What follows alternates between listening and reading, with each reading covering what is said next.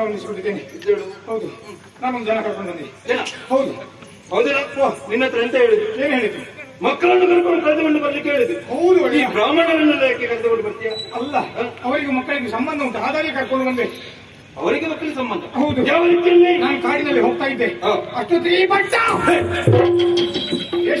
ಭೂತ ಹಾಗಲ್ಲ ಮಾತನಾಡಲಿಕ್ಕೆ. ಬ್ರಾಹ್ಮಣರಂದ್ರೆ ಯಾರು? ಯಾರು? ದೇವರು. ಎಲ್ಲರೂ ಹೇಳಿ ದೇವರಿಗೆ ಸಮಾನ. ನೀವೊಂದು ಬಾಕಿತ್ತು.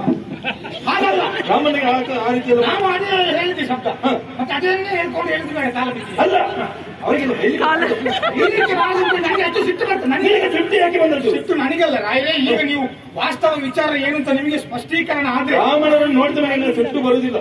ಪೂಜ್ಯನೇ ಭಾವನೆಯಿಂದ ಅವರಿಗೆ ನಮಸ್ಕರಿಸ್ತೇನೆ. ಏನಾದ್ರು ಕೊಟ್ಟರೆ ತಗೊಂಡು ಹೋಗ್ಬೇಕು. ಹಾಗಲ್ಲ, ಹಾಗಲ್ಲ. ಈಗ ಈ ಪುಣ್ಯಾತ್ಮನ ಹತ್ರ ಕೊಡ್ಲಿಕ್ಕೆ ಏನಿಲ್ಲ. ಇವನ ಹತ್ರ ಇರುವುದು ಏನು ಗೊತ್ತಾ?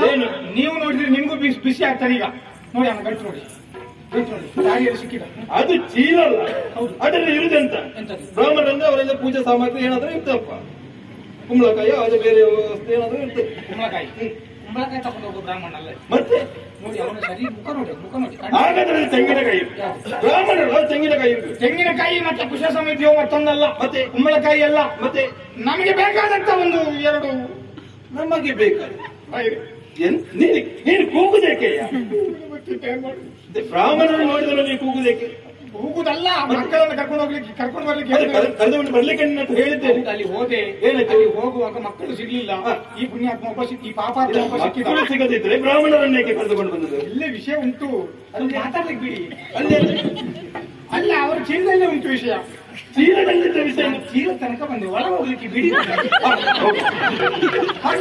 ಚೀಲದ ಒಳಗಡೆ ಏನಂತ ಸರಿ ಹುಡುಕಿ ನೋಡ್ತೇನೆ. ಏನಂದ್ರೆ ಒಳಗಡೆಯಿಂದ ನೀವು